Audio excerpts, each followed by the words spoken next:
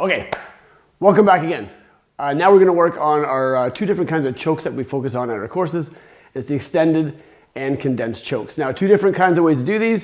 Extended choke is more of, out here a little bit, okay, right? Not Frankenstein-like, but just in just a little bit here. And then the condensed choke is much closer, much more personal up here, right? Remember, any kind of a choke is a very personal thing, right? Nobody likes their throat being touched, okay? And this would happen against an object, right? So right now we're in the middle of the floor, right? But in reality, this would either be happening with you on the floor, somebody on top of you, or you pressed against some kind of an object. But for the technical side, we're gonna keep it right in the center here. So if I have Cheyenne just grab onto my throat here for a second, okay, she's working on the extended position from here. Now, nice and easy, things to remember is that when I'm starting, I take my chin and just tuck it down, right? The reason for doing that is it's gonna stop me from panicking. I can still breathe, I can hold my breath, and we're good from here, okay? Secondly, when I'm down this way, my body kind of tucks into a nice position where I can power up.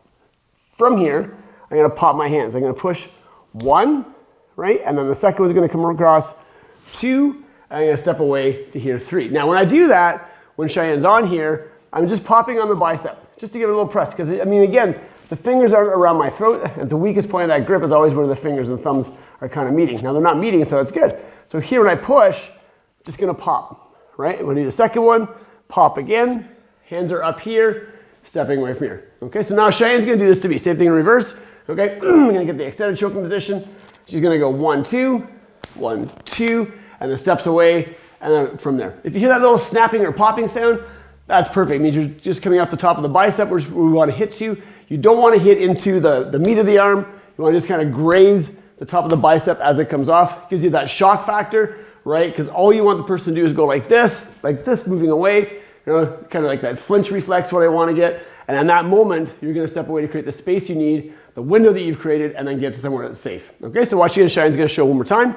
So we're here, so tucks the chin down, 1, 2, steps out from there, and she's being super nice to me today, so she can probably go a little bit harder if she wants. There's the smile. Okay, here we go, 1, 2, pop, nice, and the steps back from there. There's no way I'm going to be holding on from that technique, and at moment 2, I'd be moving back this way. I'm just not reacting that way at that current second, but trust me, my biceps are both telling me they both got hit a bunch of times in a row. Okay, so work that with your partner. Again, the basic steps here is tucking the chin down to stop yourself from panicking, and you can still breathe through that area, through your trach. Okay, secondly, when you go to hit, just as if you were swimming, okay, you're gonna swim, okay, except you're gonna swim through from here, swim up the bicep. So 1, 2, creating the space and the stepping from there. Okay, so that was the extended choke. Now we're going to work into the condensed choke. Okay, so now we're going to work into the condensed choke. Condensed choke's a little bit closer, a little bit more in tight. We're not going to be able to do the same things that we just did. So when I'm here, I'm going to shine it just to me first so I can demonstrate. So we're close enough here, I can't get my hands in to pop those biceps off like we did for the extended choke. So what I'm going to do is I'm going to take my hands. I'm going to come up, I'm going to slap towards the ear. I'm going to grab the earlobe into the palm of my hand, right? And when I go from there, I'm going to twist or turn in the direction where I want to go opposite to. So I push your head this way, I want to exit in this direction, okay? When I do this, when I get the twist and turn, I'm going to offset the person's equilibrium, right? Which does that, the person wants to come back to natural balance every time, which is what I want because I want them thinking about that as opposed to thinking about me. Okay, so we're here, grabs on, condensed, okay? I can always slap to the ear, right?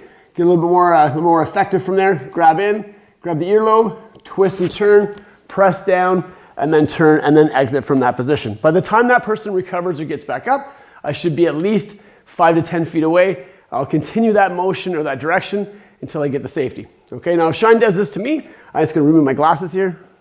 So same idea, so I'm gonna come in, I'm gonna condense this way, she's gonna come up, grab the ears, turn, twist.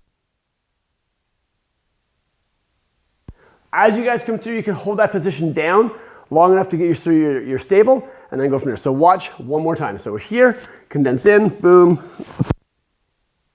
and exits from that position. Okay, again, work this with a partner, right? Review is always good. Okay, we want to keep it as simple as possible so that in the time that if you were ever to need it, it's going to be able to work. If you try to do fancy stuff and add stuff in, you're going to find it's going to complicate things. Okay, so just a nice little tap to the ear, grab the earlobe, okay? Twist and turn as if you were driving a car and drive in the direction that you want to go, okay? When you push the person down, you'll go the opposite way to keep yourself safe. Have fun, enjoy, and work it with a partner.